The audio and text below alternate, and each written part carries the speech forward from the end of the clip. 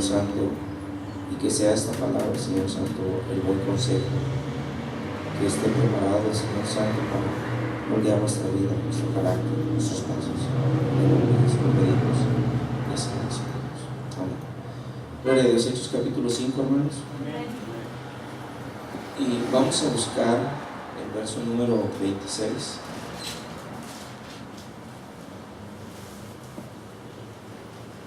¿Lo tenemos?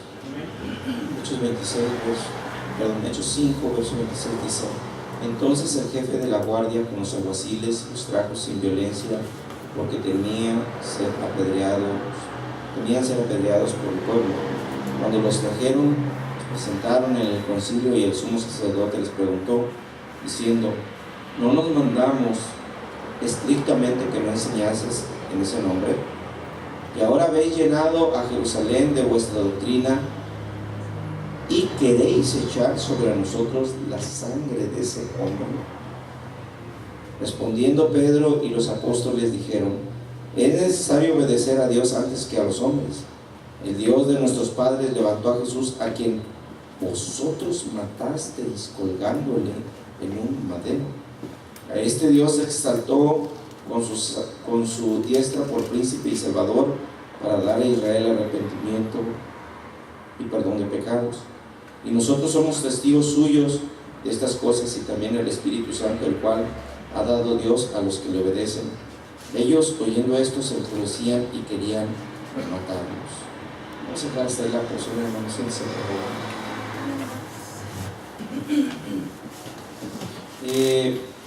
es un texto que es muy rico, hermanos, y que se utiliza de una manera tal que nos enciende los ánimos para seguir en las cosas de Dios, predicando.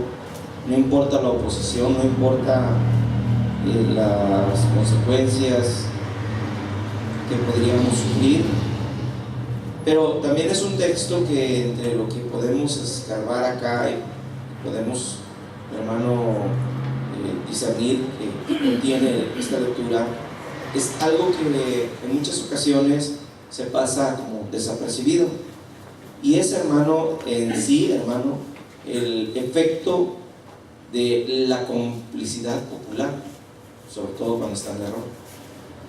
Creo que acá, hermano, lo que está viéndose es el hecho de que los apóstoles están, hermano, en apogeo, trabajando.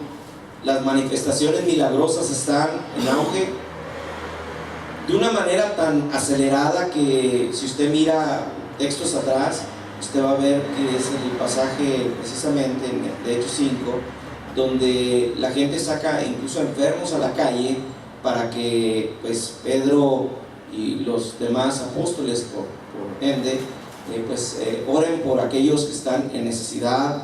Y pues la gente, como dije, saca a sus enfermos para que, pues, hermano, al menos la sombra de Pedro caiga sobre alguno de ellos, y pues, hermano, se produzca el milagro. Amén.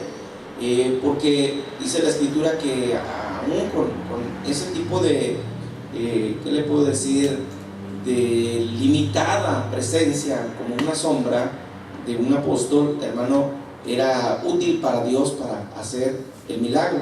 Entonces había un movimiento tan grande, tan especial en ese sentido, de que estaba el Evangelio, hermano, comenzando y dando sus manifestaciones poderosas, que los alguaciles fueron ordenados por el sumo sacerdote y los dirigentes religiosos de aquel entonces a apresar, hermano, a estos apóstoles. Y dice la Escritura que estas gentes tenían celo acerca, pues, de este ministerio que estaban viendo que estaba, hermano, funcionando, el ministerio cristiano prácticamente en pañales. Ahora, nosotros vamos a mirar que acá la lectura dice que el jefe de la guardia con los alguaciles los trajo a los apóstoles sin violencia, dice, porque temía ser apedreado por el pueblo. Acá ya estamos viendo, hermano, a un montón de gente que ha visto con aceptación lo que los apóstoles están haciendo, y estos que llegan a arrestar a los apóstoles saben que el pueblo está persuadido de que estos hombres son tomados por gente de Dios. Saben que si vienen y les inducen violencia hacia estos hombres de Dios, hermano, el pueblo va a responder y los van a apedrear. Así es de que, hermano, con mucho cuidado los invitan casi, ¿verdad?, a ir, hermano, ante pues el concilio aquel de los religiosos de su momento, del judaísmo. Dice acá en el verso 27, cuando los trajeron, los presentaron en el concilio y el sumo sacerdote les preguntó: oigan, este sumo sacerdote se debe de entender que es el mismo sumo sacerdote, al menos uno de los dos que estaban en función cuando Jesucristo fue crucificado. Nosotros debemos de entenderlo de esa manera. Mira el capítulo que es, amén, es muy fresco. Recuerde que todavía en el capítulo 3 nosotros estamos viendo que 50 días atrás es donde Jesús había sido crucificado. Así de que estamos en el capítulo 5. Entonces quiere decir que posiblemente, y es lo más seguro, que era precisamente el sumo sacerdote uno de los que hizo el complot para que Jesús fuera crucificado. Amén. Y este hombre dice de esta manera, amén, dice en el verso 28: no os mandamos estrictamente que no enseñases en ese nombre, o en ese nombre. Dice: y ahora habéis llenado a Jerusalén de vuestra doctrina y queréis echar sobre nosotros la sangre de ese hombre. Permítame un momentito.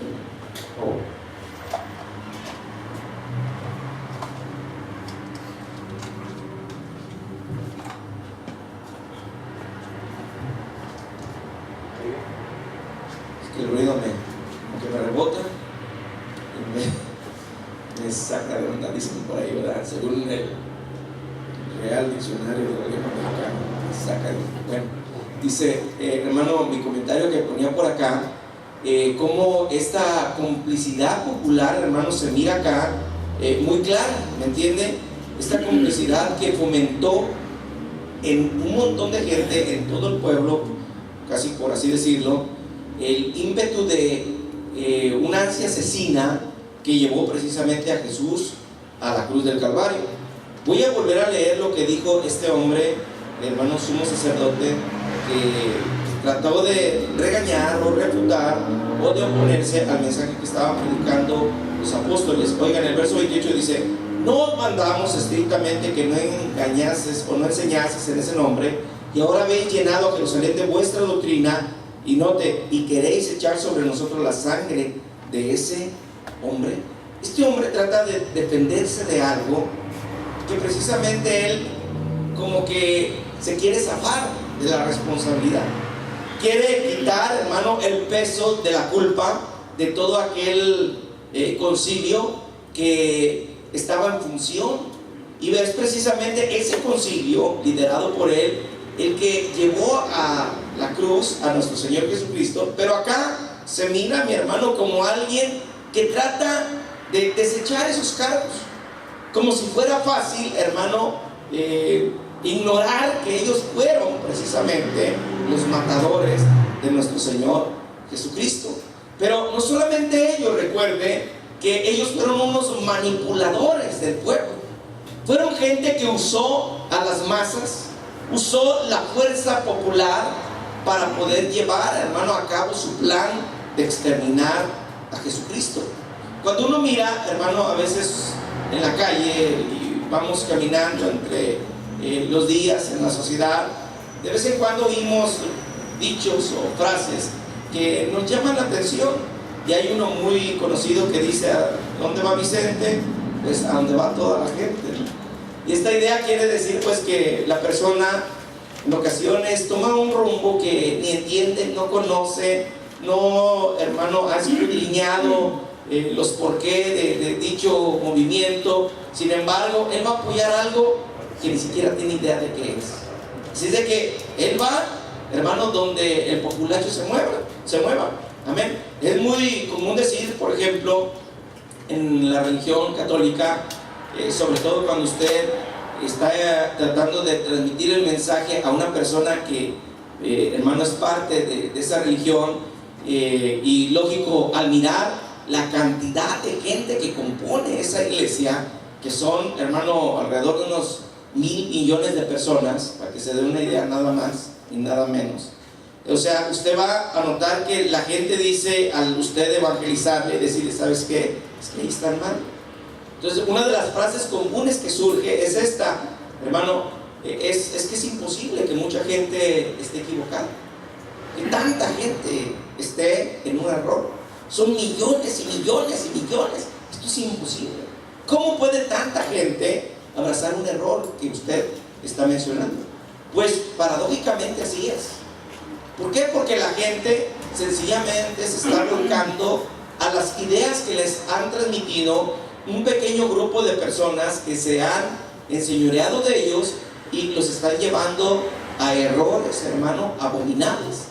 Y curioso, pero estas personas abrazan este tipo de ideales como si fueran verdades. Y esto es, como dije, ¿verdad?, un peligroso error popular que ellos han abrazado.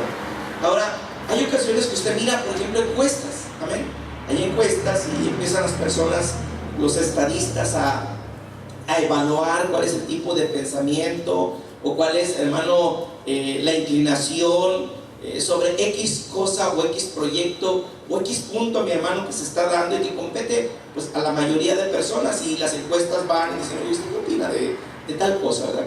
¿Qué le parece si llega el gobierno y hace esto o aquello, verdad? ¿Usted cuál es su punto de vista? ¿Está a favor o está en contra? Y ahí, hermano, la gente se va a pensar, bueno, pues yo, mire, yo creo así que estoy a favor. Y otro dirá, no, mire, yo me opongo a eso porque esto y esto son mis bases y aquello está distorsionado y así, de que yo estoy en contra. Entonces las encuestas a veces se amontonan y cuando miran, hermano, que la encuesta se tiende a inclinar a cierto tipo de área, entonces dicen, hermano, este tipo de políticos o estrategas, bueno, esta es la tendencia de la gente, es lo que quiere la gente, así de que hagámoslo. Entonces, hermano, muchas veces lo que la gente pide, lo que la gente quiere, va a ser también un error. Amén. Y curioso, así hacen los políticos, hermano, van conforme a lo que el pueblo les sugiere, lo que el pueblo les pida. Entonces, hermano, muchas veces el pueblo acepta el error como si fuera, como dijimos, una verdad. A veces abrazan la injusticia como si fuera una limpia, hermano, pero, hermano, una limpia causa, ¿me entiende, hermano? Abrazan la injusticia, pero es algo que no podemos como ignorarlo. O sea, es injusto, es malo, es perversa esa causa. Algo que nosotros debemos de entender, que a veces uno aprende de uno o de otra persona. Hay un dicho o una frase que un día mi suegro mencionaba y hablaba acerca de cómo hay gente que abraza la mentira como si fuera una virtud o exalta la mentira como si fuera una virtud. Y esa frase a veces, o sea, una u otra frase nos deja algo, ¿me entiende, hermano? Y así es, la gente, hermano, a veces abraza algo como si fuera virtuoso cuando es un total error. A veces tratan de moralizar algo inmoral. Por ejemplo, uno de esos casos es la legalización de los matrimonios gay, ¿me entiende? O sea, tratan de moralizar algo inmoral. Entonces le dan el calificativo de aceptable, de bueno, de que ok, ya pasa, no hay problema, como si, hermano, trataran de tapar el sol con un dedo y a vista, hermano, se ve que eso es algo contra la naturaleza, algo que no es aceptable delante de Dios. Otra cosa también puede notarse, por ejemplo, en las redes sociales, sobre todo en el internet, en YouTube, uno puede ver linchamientos de personas. Usted va a mirar que a veces los toman y cualquiera que sea la causa, hermano, que considere el pueblo, que considere la masa de gente, aquella que pues esta persona merece ser aniquilada, lo toman, lo amarran, lo decapitan o le prenden fuego. A veces puede ser una causa religiosa, a veces puede ser una causa que pues de desorden moral. Por ejemplo, violó a una jovencita, lo agarran, lo juzga ahí el mismo pueblo, no lo dejan llevar ni siquiera al juez ni a la policía, y ahí mismo le prenden fuego, hermano, lo matan. En ocasiones puede ser porque robó algo, pero también, como dije, ¿verdad?, en otras ocasiones vamos a ver que son situaciones religiosas. Un cristiano que está en el Medio Oriente es agarrado por un grupo de extremistas musulmanes o islámicos y es decapitado, quemado, y así sucesivamente vamos a mirar que este tipo de linchamiento provocado por un grupo de personas con un ideal. Muchas veces este ideal puede, como dije, ir en todo el sentido del error, o a veces puede tener algún signo de justicia, ¿no? Pero como sea, la gente apoya dicho movimiento, y esto es bien tremendo. Tal vez es un poquito confuso lo que estoy, hermano, tratando de explicar con mis palabras, la forma que yo lo capté, ¿verdad? Pero para irnos metiendo un poquito más a porciones de la escritura, ¿se acuerda de Adán cuando él pecó? ¿Nosotros qué culpa tenemos, hermano, de que Adán haya pecado? Sin embargo, su pecado nos afectó a todos. Amén. Fue algo que él hizo, pero que todos nosotros, hermano, de cierta manera entramos por implicación en sus deficiencias adquiridas después de la caída. O sea, llegamos a ser gente que, al igual que Adán, hemos transgredido contra Dios. Pero él fue el primero, y sin embargo nosotros, hermano, ese efecto progresivo del error lo hemos experimentado. Él fue el primero, pero nos agarró a toda la humanidad de pasada. Amén. O sea, en otras palabras, nosotros podemos acusar mucho a Adán, podemos señalar a Adán de que la regaste, Adán, ¿para qué comiste del fruto? ¿Y para qué desobedeciste? Pero en realidad, cuando uno considera la propia vida, uno se puede dar cuenta de que, al igual que Adán, nosotros, hermanos, también tenemos nuestros propios errores. Los hemos tenido desde que tenemos uso de razón, y somos cómplices, oiga bien, hermano, cómplices de un complot contra Dios, de un complot contra lo que Dios ha establecido. No somos tan inocentes como decimos ser, o parecemos, o queremos parecer, ¿me entiende? No es de ninguna manera de esa forma. Nosotros, como seres humanos, al igual que Adán, hemos hecho algo, hermano, que ha ofendido a Dios. Somos gente que ha pecado, estamos en complicidad. Cierto, en ocasiones oímos otro tipo de dicho por ahí que dice: tanto peca el que mata como el que agarra la pata.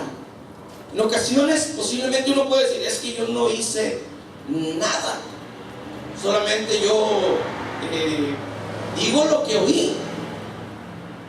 Y lo que dijiste provocó, junto con otros que también afirmaron lo mismo, que se provocara un daño, incluso hasta una pérdida de alguna vida. Pero yo dije lo que oí. Amén. Pero cuando tú lo que oíste fue imputado por algo torcido, algo que se te dio, algo que se te influenció, hermano, y que era un error, tú lo ignorabas. Eso es lo más peor, ¿me entiende? Cuando usted lo ignora, lo hace, y usted no sabe que está abrazando un error. Usted no sabe que está abrazando algo que le va a perjudicar, y que, hermano, definitivamente, aunque usted piense que está lavando sus manos en leche, en blancura, en limpieza, usted está, hermano, prácticamente cometiendo una acción tremenda, mala, algo réprobo, ¿me entiende, hermano? Se está convirtiendo, sin entenderlo, en un testigo falso. Yo sé que hay testigos falsos, pero hay gente que testifica algo falsamente sin entender que está diciendo algo que no es correcto, algo que sencillamente le dijeron. ¿Usted ha visto al compañero del delito? Son compañeros, son gente que se han puesto de acuerdo para atracar, para matar, para hacer algo, hermano, y en perjuicio de otros y a beneficio de propios. Sin embargo, hermano, tal vez uno sea el que ejecute a la persona, mientras el otro solamente le ayuda a bolsearlo y a poder escapar, ¿me entiende? Y en ocasiones vemos este tipo de situación que se da, por ejemplo, aquí en la sociedad, y yo he oído varios casos de esos, donde tal vez un joven que tenga 18 o 19 años ya tiene la facultad de poder manejar, está transportando a algunos de sus amiguitos por ahí y no se da cuenta que sus amiguitos tienen pistola, cuando de repente se encuentran con otros de otro barrio y empieza la pelea y sacan las pistolas y matan uno por ahí, y el amiguito aquel, ¿verdad? Dice, vámonos, huyamos, y hermano, y en esa huida los agarra la policía, y al que le pegan toda la responsabilidad es al de 18 años, el que iba manejando, y aquel que mató, campante. En una ocasión fuimos a visitar junto con mi esposa a una persona que precisamente había pasado por una situación bien difícil. Su hijo adolescente, 14 años creo que tenía, por ahí creo que andaba, estaba durmiendo en la casa de otro amiguito, y un muchacho que también estaba por ahí, compañero de sus hermanos, estaban en esa casa más grande, pues pandilleros, ¿me entienden? Se quedaron también en esa casa, y uno de ellos agarró una pistola, y jugando con la pistola agarró este instrumento de matar y lo puso en la frente del muchachito aquel, hijo de esta hermana. Le dijo a los que estaban ahí, mira, ahorita lo voy a asustar, vamos a ver cómo se va a asustar. Supuestamente le había sacado las balas, pero le había quedado una bala dentro, y le jaló el gatillo y le voló la cabeza. Curiosamente el muchacho no murió, duró varios meses así hasta que murió. Entonces el muchacho que le jaló el gatillo, pues era un menor de edad, y pues aunque huyó, lo apresaron, lo metieron a la cárcel, pero a los meses, como era menor de edad, lo dejaron ir. Lo dejaron ir. Hubiera sido alguien de 18 años, le avientan, hermano, varios años de cárcel. Entonces la angustia era que el hijo mayor de la hermana, cuando miraba a este individuo que pasaba por ahí por el barrio, tenía deseo de matarlo. ¿Por qué? Porque había matado a su propio hermano, y ahí andaba campante como si nada hubiera pasado. Bien tremendo. Pero ¿quién fue el que provocó eso? El ambiente, el momento, la situación, el querer jactarse, el querer burlarse, el querer, hermano, hacer, ¿qué le puedo decir? No sé, una travesura entre todos. ¿Y qué? ¿Qué es lo que pasa, hermano? Que todos se vuelven cómplices de un asesinato. Jugando. Amén. Cuando uno mira cosas como esas, uno dice, hay que tener cuidado entonces con las decisiones que tomemos. Porque sea una decisión, hermano, entre todos, o sea una decisión muy personal, Dios nos va a juzgar a todos por las decisiones que tomemos.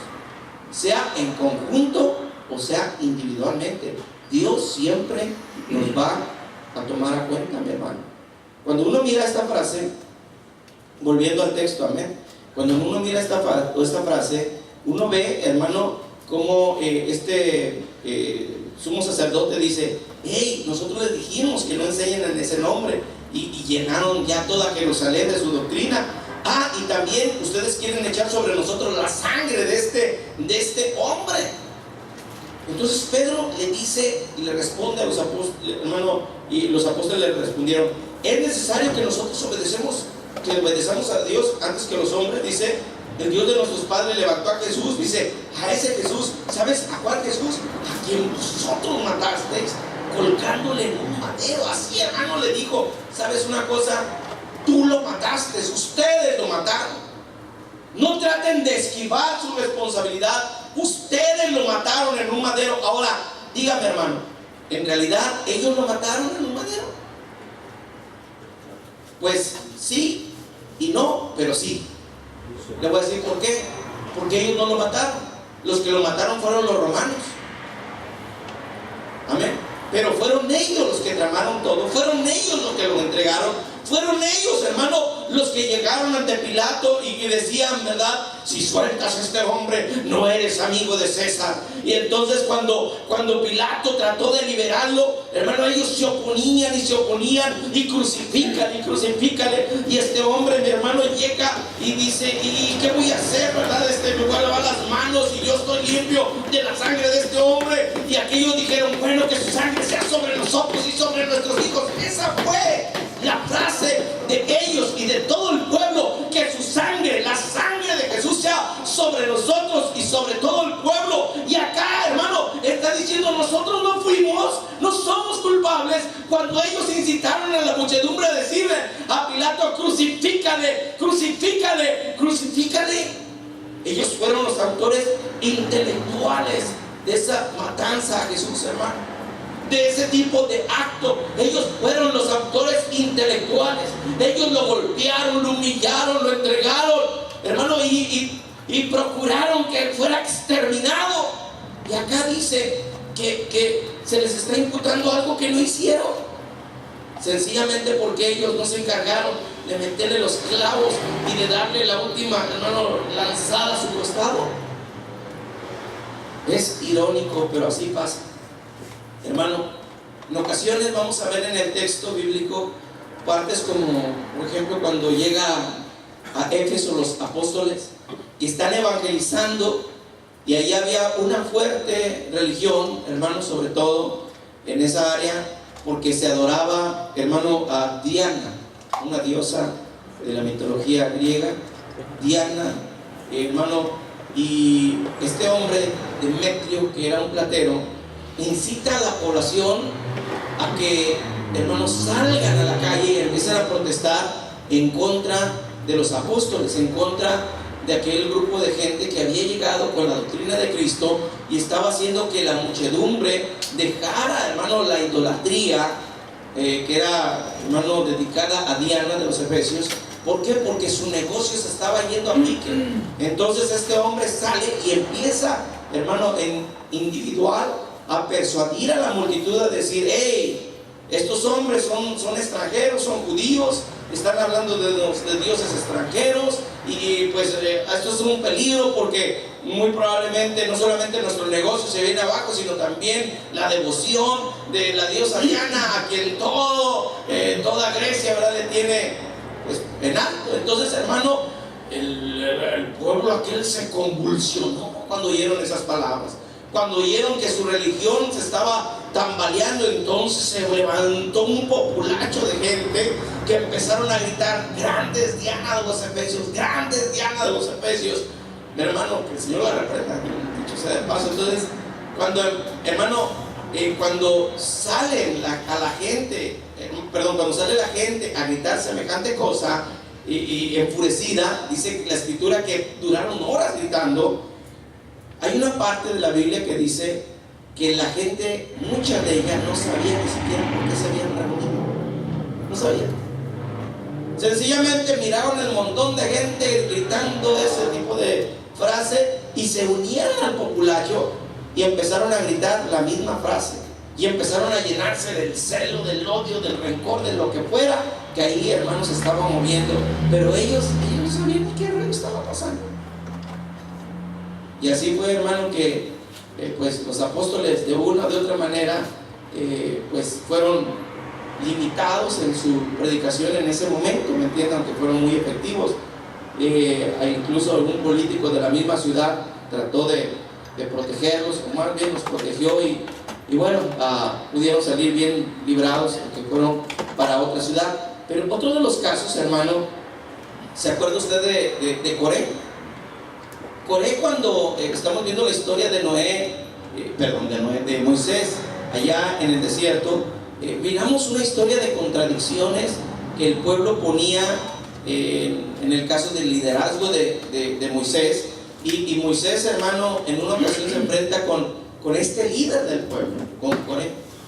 Este Coré, hermano, tenía al parecer una labia y una forma de convicción tremenda, de tal manera que hizo que varios líderes, hermanos, se fueran tras de sus sugerencias, y empezaron a tratar de formar un nuevo liderazgo aparte de Moisés, y tratar, hermanos, de derrocar o hermano, suplantar a Moisés. Amén.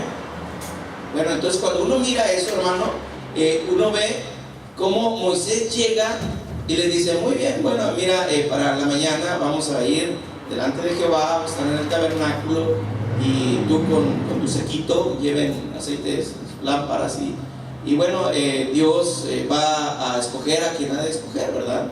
Y Moisés se va, hermano, con un grupo de personas ahí y les dice, hermano, a ellos, ¿saben? Dejen de seguir a este hombre, vénganse para acá, para este lado, porque no vaya a ser que Dios los vaya pues sí, a castigar, ¿verdad?, en su reacción. Entonces, aquellos hermanos reaccionaron contra Moisés de una manera muy violenta.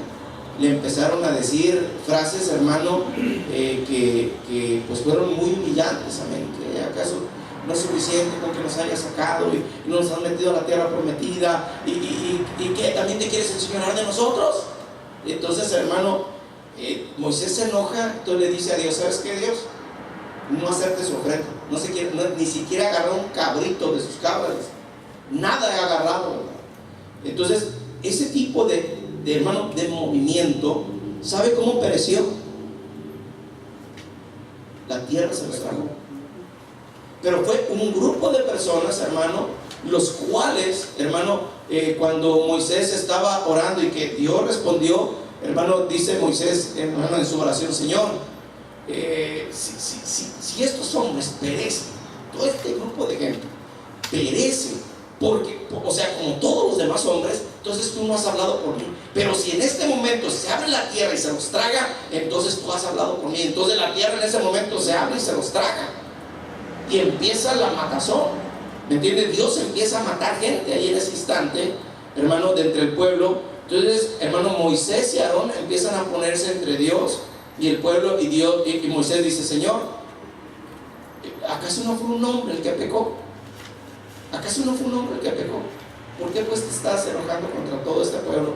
Porque gran parte del pueblo había aceptado a Coré. Entonces Dios, hermano, estaba aniquilando a un montón de gente. Pero ¿qué fue lo que pasó, hermano?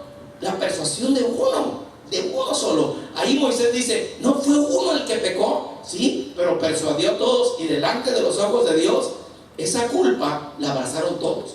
Esa culpa no solamente llegó a ser de una persona, sino de un grupo de gente, de un grupo de personas.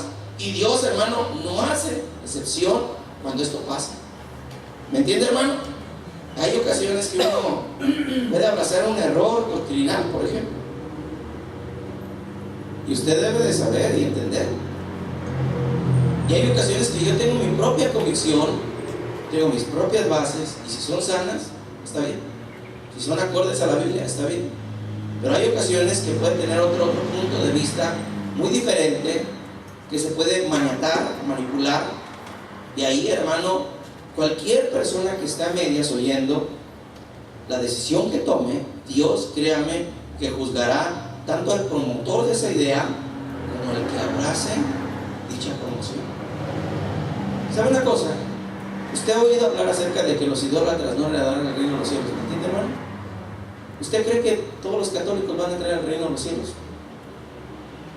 Permítame decirle, hermano, esto es trágico. Pero porque han abrazado una mentira, la Biblia dice que el idólatra no le dará el reino de los cielos. Todos ellos, sin excepción, serán lanzados al lago de fuego, hermano. Usted tal vez dirá: no, pero eso no es demasiado cruel. Espérenme, ahora échele lápiz. Hermano, hay 1,000 millones de musulmanes. ¿A dónde cree que van a ir a parar esa gente? ¿A dónde cree que van a ir a parar, hermano, las otras religiones como los budistas, los hinduistas, que se cuentan por millones, hermano, en su número? Entonces, usted cuando da cuenta de eso al mundo, usted dice: wow, esto es tremendo, ¿no? Esto es tremendo. Pero así es. ¿Por qué? Porque han abrazado un ideal totalmente erróneo, que va en contra de lo que Dios ha establecido. Y curioso, son miles y miles y miles, pero así es. No todo lo que, hermano, la población o lo popular proclame es correcto. Amén. Sobre todo en las cosas se refieren a lo de Dios, debemos de ser muy meticulosos para entender, hermano, que estamos, hermano, metiéndonos en un terreno muy, pero muy delicado. Aquí hay una complicidad, una asociación, hermano, de testigo falso, de alguien, hermano, que ha abrazado un error, y no porque ha abrazado un error en ignorancia quiere decir que es inocente. De ninguna manera, de ninguna manera. ¿Sabe cuál es la obligación de cada uno de nosotros? La obligación es esta: tomar la escritura, escudriñarla. En ella se nos testifica de un ser maravilloso, que tiene reglas, que tiene principios, y que todo, mi hermano, va regulado con su palabra. Si nosotros no tenemos conciencia de eso y empezamos a hacer cosas totalmente erróneas, totalmente discordes, entonces ahí, hermano, nos estamos metiendo en un serio problema con Dios. Ahora, hay ocasiones que puede surgir, hermano, como dije, una cosa u otra, hermano, dentro de las congregaciones, y puntos de vista muy distintos a otros que en realidad son sin relevancia, pero tienen el efecto de persuadir a algunos y llevarlos al mundo, de amargarles el corazón, de tener, hermano, la facultad, ese tipo de comentarios de sembrar cizaña dentro de su interior. Cuando eso pasa, tanto el que siembra la cizaña como el encizañado, hermano, los dos, hermano, delante de los ojos de Dios, créanme que van a ser juzgados. ¿Me entiende, hermano? Somos cómplices, nos convertimos en cómplices. Amén, hermano. Mire, una de las formas que a veces uno mira cómo Dios puede culparnos de algo que nosotros podríamos decir, lejos de que lo haríamos, ni siquiera pensaríamos en realizarlo, hermano, es el que seamos partícipes de lo que le pasó a Jesucristo, de su crucifixión. ¿Sabe usted, hermano, que cuando nosotros en realidad nos convertimos en personas, ¿qué le puedo decir?, que atentamos contra la fe, que negamos la fe, personas incluso que nos metemos en un terreno de pecado peligroso, hermano, entramos en una asociación con los que crucificaron a Jesucristo. Usted va a decir, ¿qué pasó, hermano? Y de eso, ¿de dónde lo sacó? ¿Qué onda? ¿Se acuerda cuando va usted, hermano, a celebrar la Santa Cena? ¿Qué es lo que le da? Dígame, hermano, ¿qué es lo que le da? Dice, hermano, en el texto, cuando usted está leyendo de 1 Corintios 11, ya al final, hermano, de ese texto que estamos leyendo, que es largo, dice, hermano,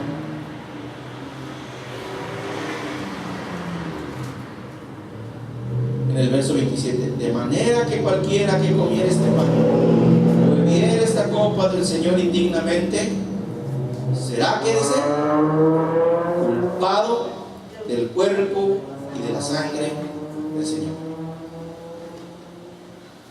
Cómplices. ¿Me entiende la dimensión de esto? De asociación, hermano, complicidad y asociación. Por sencillamente actuar de una manera tal, hermano, como otros actuaron, que vale, mi hermano, el que nos pongan en ese tipo de grupo como cómplices, hermano, y será culpado del cuerpo y de la sangre del Señor. ¿O qué de ese texto, mi hermano, cuando usted recorre el libro de los Hebreos, cuando encuentra, mi hermano, acerca de los que fueron perdonados y gustaron del don celestial, pero después se echaron para atrás, hermano, dice, para estos no hay, ya no hay oportunidad para ellos, porque han crucificado para sí mismos al Hijo de Dios y le han expuesto ¿a qué? A vituperio. Dice, crucificándole para sí mismos al Hijo de Dios y exponiéndole a vituperio. Dice, para ellos lo único que está reservado es un hervor de fuego. Eso es lo que está reservado. Entonces, ellos mismos, hermanos, lo que hacen es crucificar, dice el texto, para sí mismos al Hijo de Dios.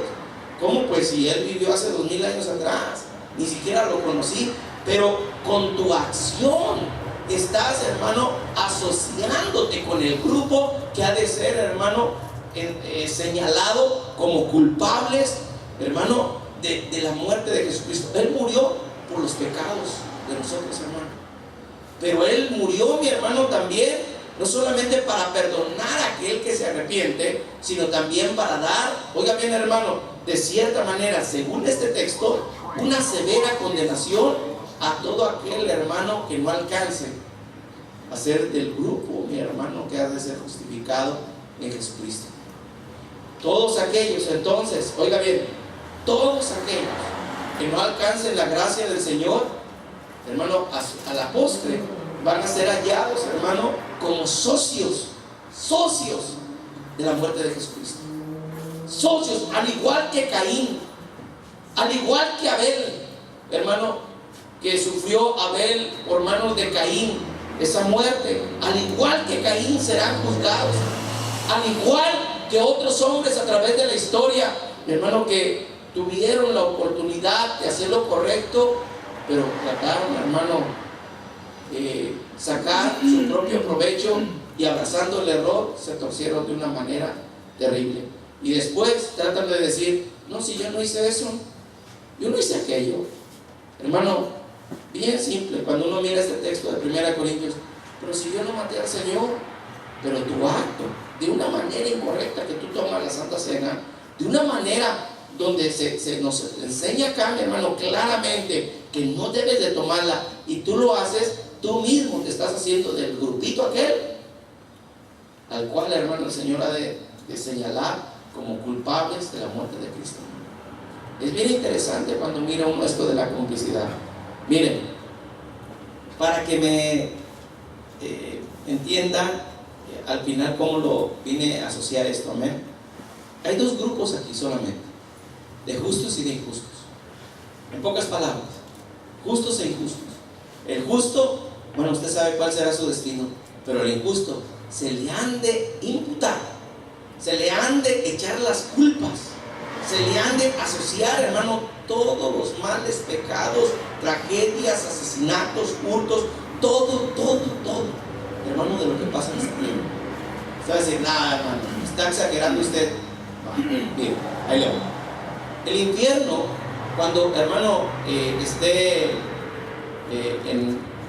en su función, amén, ahorita está en un lago de fuego, pero pronto será lo que se le conoce como, ahorita está en una llama, pero creo que será un lago de fuego, amén, como el infierno, amén. Dije, ordeno mis ideas.